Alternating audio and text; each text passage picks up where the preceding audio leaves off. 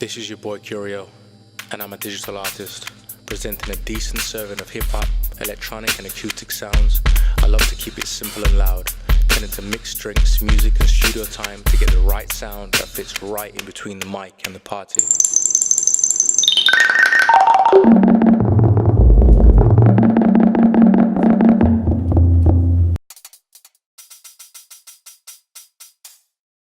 Cause then when he's next to me, the blame is on me.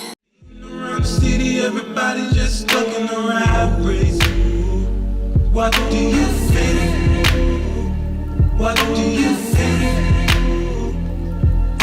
Being around the city, everybody just stuck in the rat race.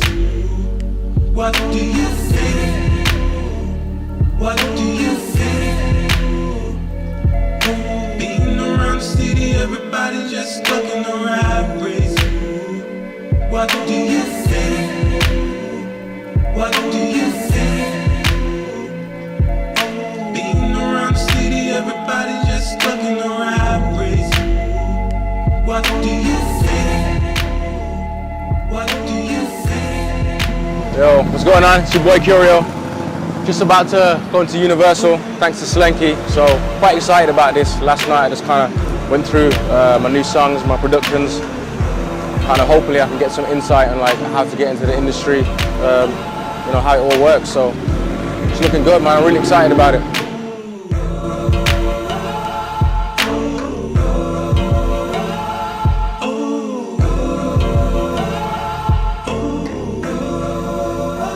For me, I find at the moment where I'm at is kind of, I've got my brand, my sound, and it's kind of getting to that next stage, like being in front of someone to be able to say, okay, how do I pitch to get a production to, you know, somebody that's signed, or like, what is that process?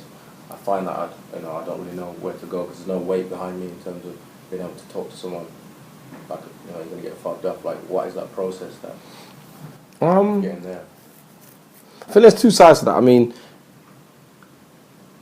the best things, or most things that I come across, you come across things in various different ways, right? I came across Naughty Boy on MySpace. Yeah. That old tool, right? I came across Labyrinth at a youth centre. I was doing a talk at a youth centre, pretty similar, I guess, to what I'm doing here for you guys. There was more young people, so it was, you know, it was in the youth centre, and there was a music teacher, and he actually was the music teacher, but he was the same age as the kids that we were talking to. And you could just, when you walked in the room and saw him as the member of staff, didn't make any sense anyway, right? And how he comes across, and I think it's fair to say Lab's got quite a different style about him, a way about him. He's always been like that. From the day I met him, he's been different. Like from then, he was stood out in that crowd like, okay, who's he? If you see what I mean, because he's the same age with these kids, but he's nothing like them. And then a friend of mine who had asked me to come and do this talk was like, you know, you should listen to some of his stuff. He's got some good stuff. Yada yada yada. I heard his stuff, and the rest is history. So ultimately, you're just looking for that opportunity for people to hear your stuff, and there's various ways that can happen. Word of mouth, you putting stuff online, be it SoundCloud or whatever other medium you use. Do you see what I mean? Yeah. So it's just about being discovered, and I have a strong belief that ultimately, if you're good enough, you're going to be found. Unless you're doing this. Because then no one can't find a diamond that no one can't see. Do you get what I'm saying? So you've got to be sharing it one way or the other. And sometimes that may mean taking a chance where you might think you've made a piece of music which is amazing, and it should be for Drake, innit? It should be for Drake. I can't give this to the rapper from South London. I've got to wait till I get... No.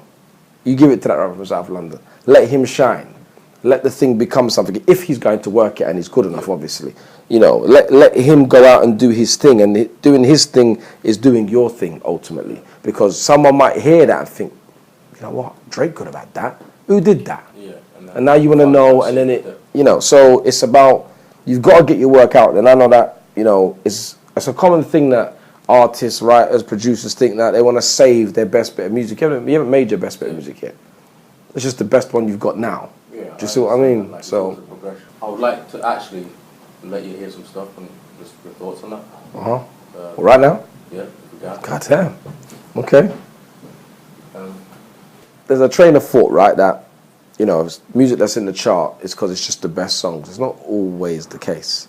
Because sometimes you've got great songs that people just aren't hearing. And if people are not hearing it, then the masses can't buy what the masses don't know. It's as simple as that. So, again, that's where having a manager or having a label or whatnot is to help you put your stuff out there at the right time to the right person, which isn't an easy thing to necessarily do. And don't get wrong, they don't get it right all the time either. Do you get what I'm saying? But that is the I guess the point and the goal of what these partners are there to do, is to support what you're doing and get the most light shone on it at the right time, which takes planning. In the broad scheme of things, if you're supporting Ellie Ingram on tour or Professor Green on tour, that's a far more benefit than you telling me you're opening up for French Montana. No disrespect to French Montana. But it's such a niche audience that you're going to get in front of that it's no indication to me of how good you are. In fact, I can get more indication by seeing what your numbers are doing on Grime Daily than I am by seeing you perform. Yeah. Do you get what I'm saying? But we place a value on these things because it's an achievement. But sometimes what is an achievement needs to be viewed from a different perspective. Like what message are you trying to send to if you're trying to send a message to an A&R at a record label, he probably doesn't even know that you're doing that. In fairness, when I look at things that I'm doing now, and when I'm examining people who I want to get involved in and whatnot, I know I look for people with work ethic because I know what that means. Do you get what I'm saying? I know what it's like to have to sell music the hard way. I did it. Do you see what I mean? So I've lived that experience when I'm talking to artists, and I can break down such things to you, and having to go to radio independently, and you know, having to we shot a video. Couldn't get it on TV. The thing was 6 months old by the time Channel U launched, and all of a sudden, oh, we've got someone we can take a video. But again, we ran off and made a video, presuming that we'll get some love with it because we've made a video. No one cared. There was nowhere to play it. You know, so again, management is good because you can get a directive there, and when I was saying to you about the benefits of maybe you can have someone who's inexperienced, you can have someone who's experienced, and sometimes the marriage of the two is the best, is that having an experienced head around would have been able to say, all right, guys, north is that way. What you're doing is all good, but you're trying to head north. You're actually going west at the moment. Do you see what I mean? And so, you know, and that experience can help to cut down the time it takes you to get where you're going.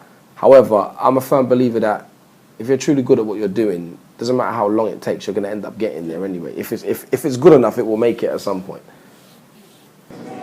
Just came out of a meeting with Rikki Bleu.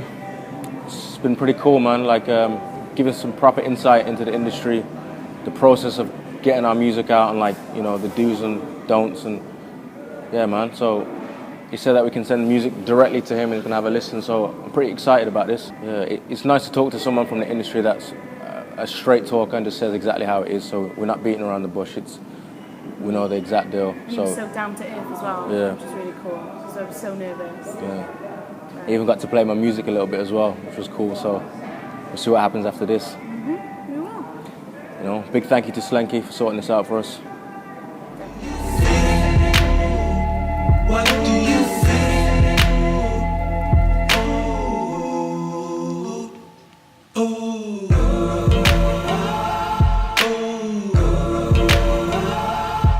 Hey, my name's Ellie and I'm a Slenkaster on Slenky. If you've enjoyed what you've just seen and want to see more inspirational videos, click here.